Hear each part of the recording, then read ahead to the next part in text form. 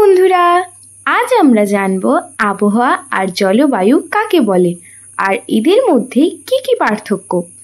চলো তাহলে শুরু করা যাক। আবহাওয়া কি? বন্ধুরা, তুমি কি কখনো দেখেছো সকালবেলা রোদ উঠেছে আর বিকেলে বৃষ্টি নেমেছে? এটাই হলো আবহাওয়া। আবহাওয়া মানে হলো একদিনে আকাশে কি হচ্ছে, রোদ, বৃষ্টি, মেঘ, ঠান্ডা না গরম, এই সব কিছুই আবহাওয়া। সহজ ভাষায় যা প্রতিদিন বদলায় তা হলো আবহাওয়া। জলবায়ু কি? তুমি কি জানো রাজস্থানে সবসময় গরম আর মেঘালয়ে বৃষ্টি হয়?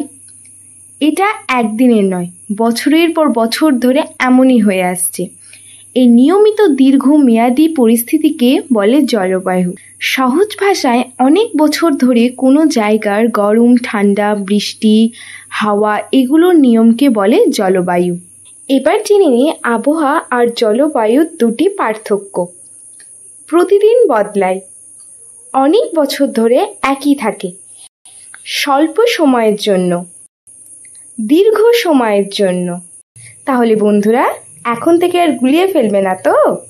আবহাওয়া মানে আজকে আকাশের মুড, আর জলবায়ু মানে বছরের পর বছর চলা আবহাওয়ার অভ্যাস। এই ভিডিও ভালো লাগলে লাইক, শেয়ার আর সাবস্ক্রাইব করতে ভুলো না।